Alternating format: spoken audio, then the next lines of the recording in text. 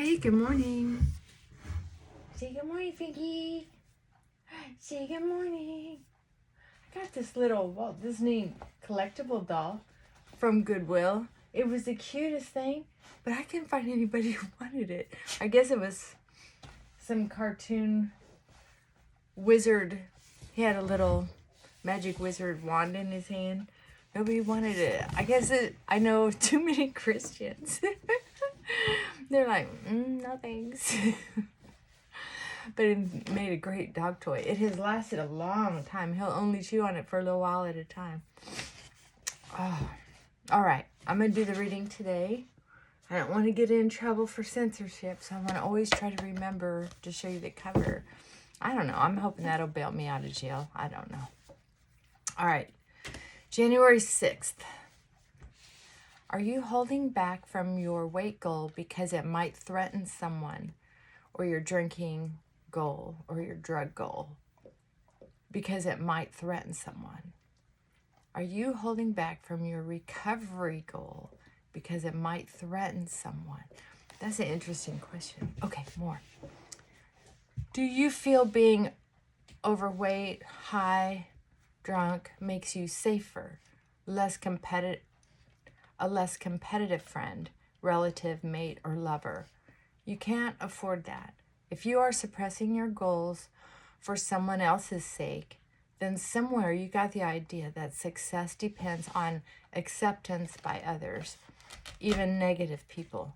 And if your self-acceptance depends totally on pleasing others, excuse me, you are setting yourself up for failure. Are you trying to get someone to like you, even people who are a negative force in your life? Are you trying to get people to like you, even people who are a negative force in your life? We all love approval, but seeking approval becomes an unhealthy activity if we look for it from people who don't support our living and recovery goals. This is weight goals, but recovery goals. Today, make a first step toward becoming your own person. Accentuate friendships with positive, supportive people. You are no longer willing to live in the shadow of someone else's ego. Today's plan. Action plan. I will not abandon my action plan to gain approval. I will not be defeated before I have begun to fight. All right. Today, make a first step toward becoming your own person. I think that is just so powerful in such short words. Take a step to becoming your own person. You know, for years before recovery, I lived in the past. I didn't make a conscious effort to do that, but many of my clients do that. Many humans do that, or all these books wouldn't be written about recovery from the past, whether it's an addiction to people, places, or things.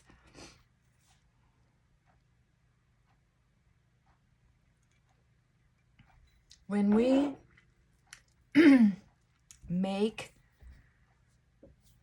a thing or a behavior our best friend, there's something wrong. When we bend over and take it and take it and take it and take it without any benefits to ourselves, there's something wrong. That's true, because we weren't born to be miserable. And many of us will be our own worst enemy. No one else is touching us, threatening us, shaming us, but the brain is remembering certain situations where we have made ourselves the victim.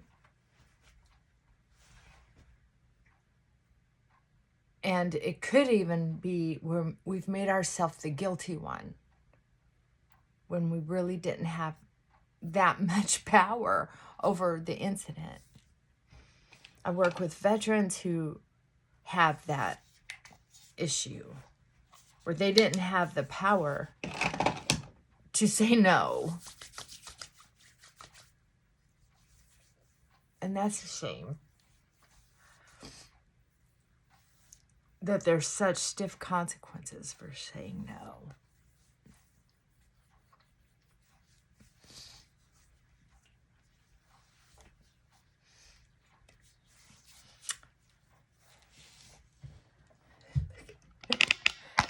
Look how defeated he looks. Oh, or are you exhausted? We went running out. There's a spattering of snow outside, even on the roof, so it's not completely covered. Oops. New elbow. Didn't mean to do that. So, they got a good run this morning, and it was so fun. They just look so happy. Dogs are so happy in the snow. Oh, I had a border collie that I got from the shelter that was pure. I told you my story about him. It was just pure luck that I got that dog. It was just one person after another wasn't able to take it. Oh, they put their names on it, but they weren't able to take it. He was joy. Oh my God. I was on my way to Texas and a friend talked me into driving through Mount Shasta. What a mistake. It was in the middle of winter. I don't remember what month it was. It was probably December. I don't know, but it was, oh my God, the snow was so thick. I had to drive like 5 miles an hour most of the way for 2 days. Oh my goodness. What? It was a nightmare. As far as all the stiff muscles, and because it was so hard to pay attention, sunglasses on, all that sparkling snow. My God, the thing is, it was breathtaking, just a breathtaking trip. Now, I'm going to tell you that this is how the memory works, going back to the reading. Taking a step towards being our own person. When I went on that trip, I can tell you that I seldom think of the nightmare that it was to drive. And I heard myself say it just now. And follow along with me if you've got a situation you do this with. It wasn't a nightmare. I shouldn't even use that word. There's hardly ever a time I have had some nightmares. But most of my situations have not been nightmares. So for me to use that word is interesting. I think I'm being a little dramatic because I'm talking to you. I don't know. I think if you compare how tense that drive was to how confident and fast and agile I drive normally, that was, in comparison, so stressful that it would be going from, every day to nightmare. Maybe that's where some of that comes from. And some of us are just more dramatic people. But if I were thinking about my trauma, once again, I would be thinking about the bad, capital B, thing that happened, and not all of the things I learned about it, all of the support I could have had, all of the right decisions that I needed to make and didn't, and analyze that. Why didn't I make these other decisions? Why didn't I let these other people help me? Now, this is my trauma, my experiences, and there are a lot of people who've had very similar. Now, rarely, but sometimes there are people who have situations where they have to meet other people's expectations or die. But very seldom, usually, that's not a spot. It's a little emblem. I saw it in the camera and I thought, what is that? Once again, oh, something shiny. So the deal is, when we're becoming our own person, part of that is accepting that we made a lot of decisions based on ego. I'm going to do this or that. And then something bad happens. You know what I mean? Like I'm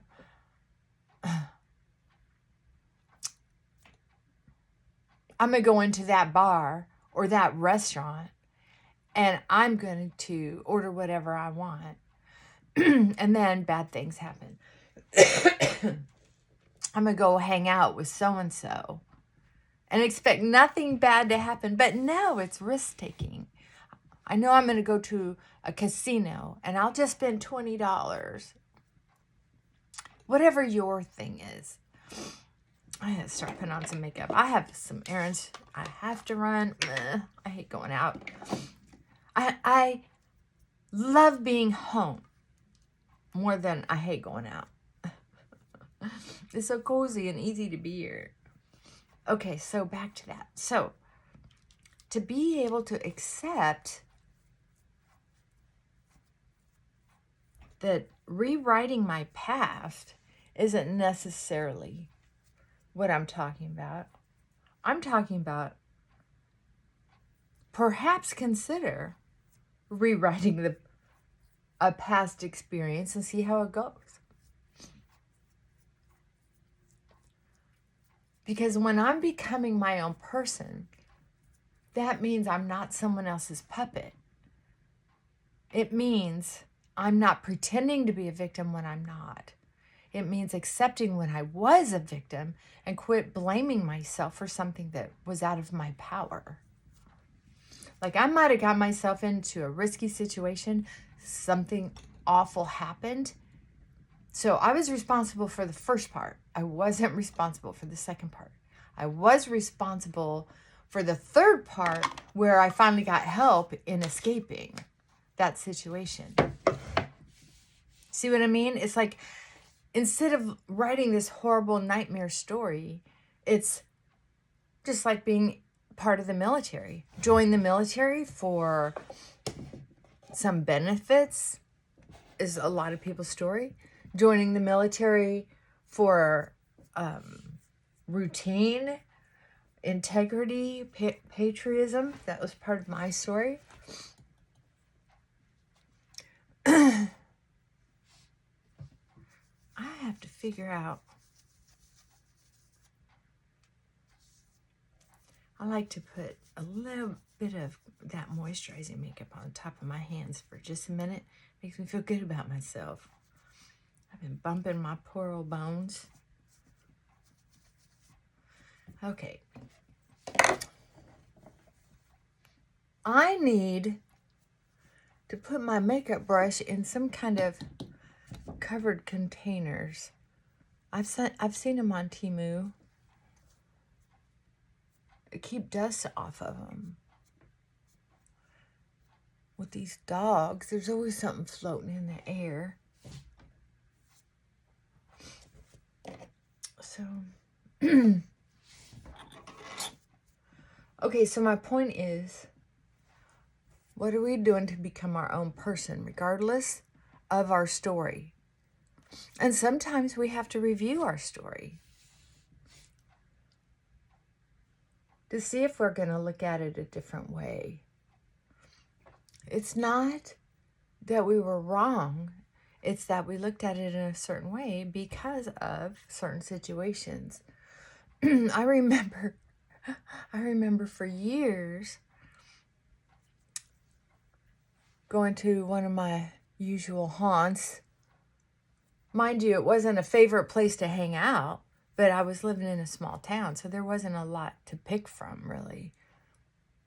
You either went somewhere hoity-toity, which I didn't fit into, I didn't know anybody over there.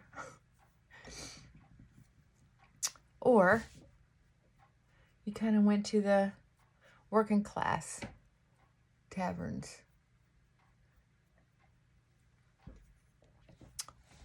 I remember writing checks thinking, can't believe I'm writing a check in a bar, because I'd run out of cash. I didn't like other people buying me drinks, so I always made sure I didn't need one.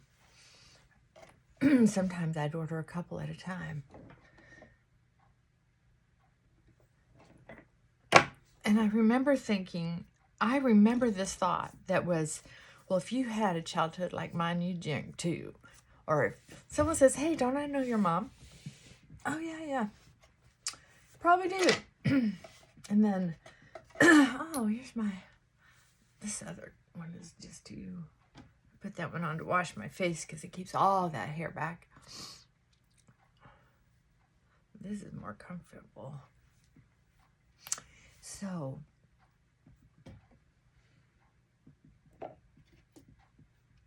someone say, why are you drinking so much?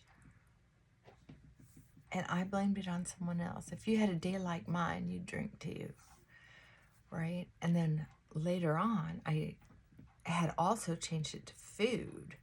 I would sit and eat a whole pizza because it took me all night long to eat that pizza, watching TV by myself. So when I started becoming my own person, making my own decisions, taking responsibility for what was and was not my responsibility, I had more energy. I was getting to know myself. I didn't know what my favorite color was. I remember getting sober. Shh. What are you doing? Why are you whining? Are you tired of hearing me talk? So I remember getting sober. No more alcohol in my system. I've been going to meetings.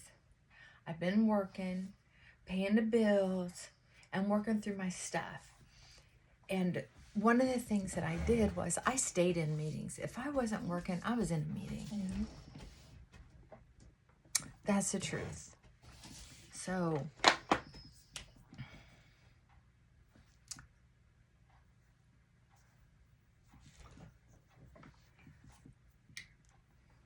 I'm just going to go ahead and I'm going to use this for foundation, I think, and this for blush.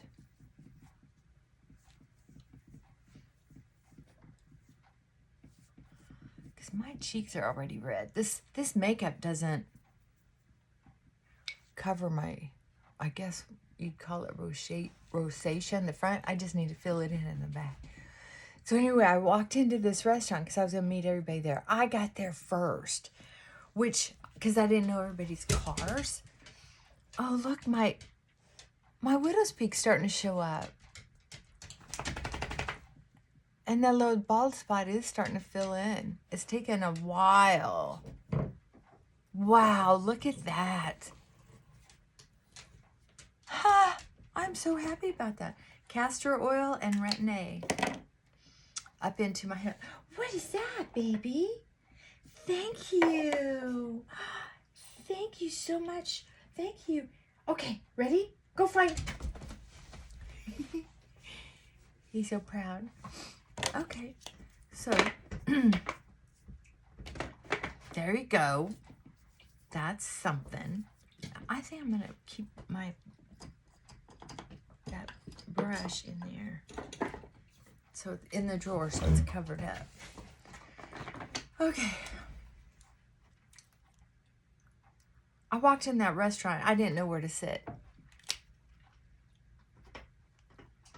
And I was almost stunned because I didn't know where to sit. When we start taking responsibility, this is interesting. When the human brain, from my observation, gets clean and sober, and has all those old memories that we're trying to stop thought, change thought, that we're trying to process.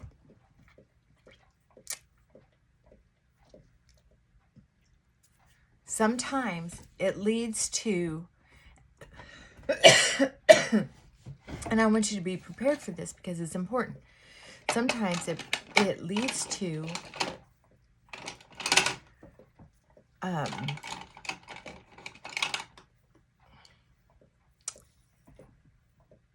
brain freeze. Like you'll walk into a place and think, where am I going to sit?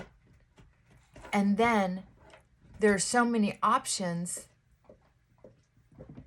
and so there's so many thoughts of where I might want to sit. And then the other thoughts are, what if so-and-so doesn't like that spot? Is there enough for all the people who are going to show up? What if nobody shows up? What if I'm here by myself? What if we sit by the window and people might see us and it's supposed to be an anonymous group and I'm new at all this and then they'll think I'm stupid. But if it's in the back room, blah, blah, blah, blah, right? Well, sometimes all those, and then all of a sudden you just stand there. I just stood there. I didn't know what else to do. So when I don't know if there was a hostess or somebody asked me, but in my recollection, I'm thinking somebody said, where would you like to sit? And I think I said, I don't know. I think I'll wait to see how many show up. I don't know if I said anything that intelligent or if I just said, I'm just waiting. I don't know what the words were that came out of my mouth, but it all worked out okay. And when my new recovery friends showed up, they were able to discuss what happened with me, because I told them how I kind of froze. I didn't know where to sit. And then they showed me their usual table. They have a usual table, which was kind of cool.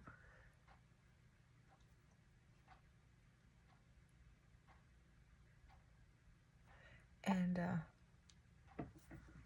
as time went on, whether I was eating by myself or with someone else, I was able now to know some different questions to ask folks, or to be open to, or to just relax and breathe and pick a spot and be willing to change my spot when other people showed up.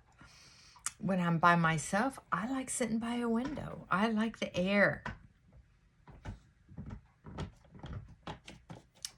So it's a learning curve. Don't be afraid of it. It's just a learning curve. I was so cocky when I thought I owned the world, and I didn't care if I said I didn't care if anyone liked me, but I didn't know what it was like. I didn't pay attention to who liked me or not. I do know that because I have so many quirks, that not everybody likes me. I'm loud accidentally. I'm also a little hard of hearing. So I have not had the self-discipline to keep myself talking softly. I thought I was just loud, lost control, and other people didn't like me because they thought because I was loud and lost control with how loud I was speaking, they thought I was self-centered or pushy or something. I don't know. I overanalyzed it and just figured that was another reason for people to not like me. Also, I'm just not naturally considerate of other people's feelings. My empathy skill is not as high as some people, especially as far as some women. It's just not. I guess I don't know if it's I mean, it's certainly not narcissism or borderline, but it can probably look like that, because if I'm not paying attention, I just kind of come across like a horse's ass. I don't mean to. But that is also part of taking the first step to getting to know myself, to being myself. I have to get to know myself to know how to be myself. And acceptance is key. If I don't understand that I am kind of quirky and I'm not fishing for compliments, I am sharing the truth. I know that part of my personality also has been set up to be a little paranoid. It's so funny how people, when like my mother, her reasons for being a liar, a manipulator, a storyteller, meaning some elements might be true, but not enough to be good reasons for some of the things that she was part of.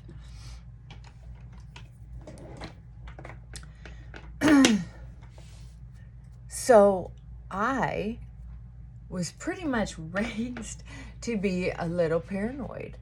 So when people say, oh, you're paranoid, or oh, you have thin skin, when I found my voice and started saying, hey, I don't know about that. Hey, what's going on there? Or I don't know if that's true. Or maybe she's talking about us or making a plan or whatever. Someone would say, oh, don't be paranoid. Well, in my experience, you needed a backup plan for your backup plan because things weren't usually the way they looked. Put a little more blush right in there to help even out that red spot. Yeah. So,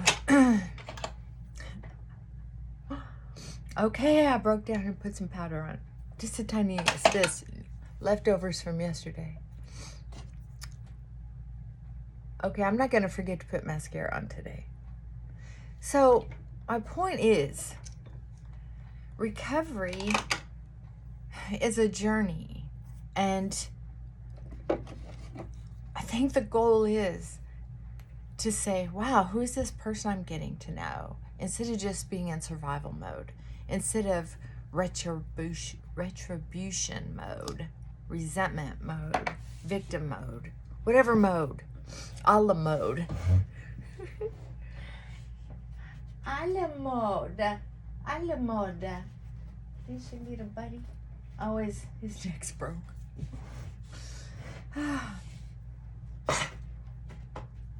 Oh, so we got that back HVAC hose fixed up to the vent in the back of the house, which is actually, I consider this the front of the house because this is where my room is, my office, my bathroom. But the back of the house is where the living room, kitchen is. But anyway, the vent on that side of the house. It's weird how now there's a temperature that sort of is the same throughout the house. I don't have to crank up the heat to be warm enough in my living room when I'm watching TV at night or reading. I'm just so grateful. So grateful.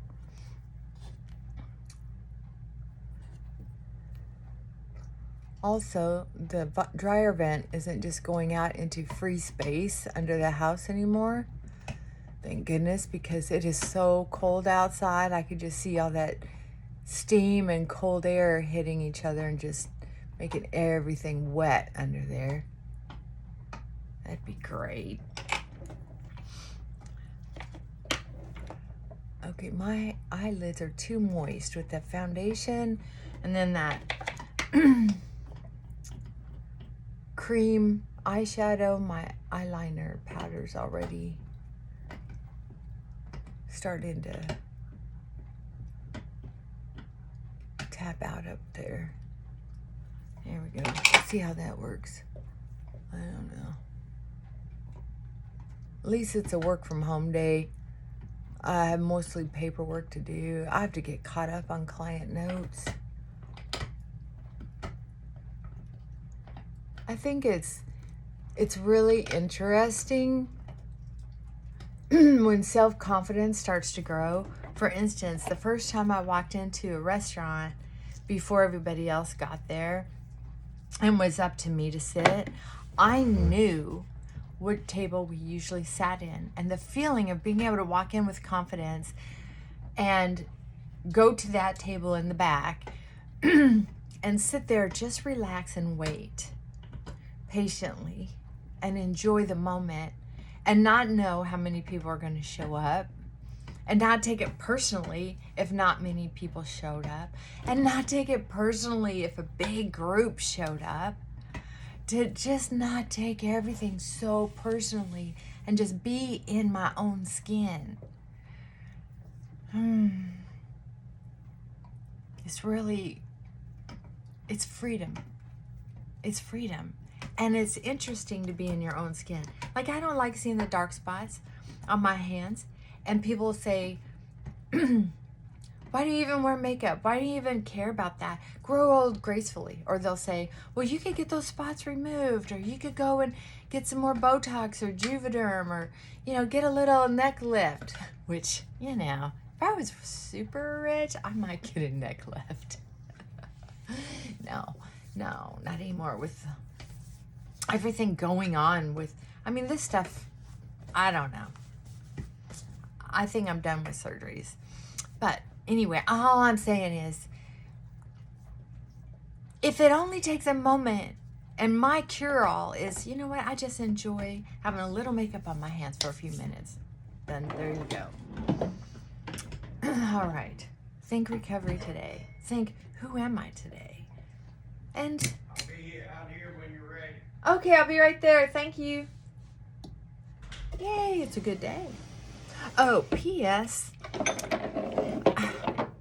Temu fragrance smells good for seconds and then it disappears, except for this one fragrance, and I can't find it anymore. I found it off and on. It has a gold cap. I took the gold cap off. I have it on another. I bought a second bottle because I love it so much, and it lasts. I can't believe it. Every once in a while, Temu gets something that is just fantastic. And this is a nice, smooth, warm, little sweet, but mostly a vanilla musk kind of, I think. I don't know, but not, it just, I really like it.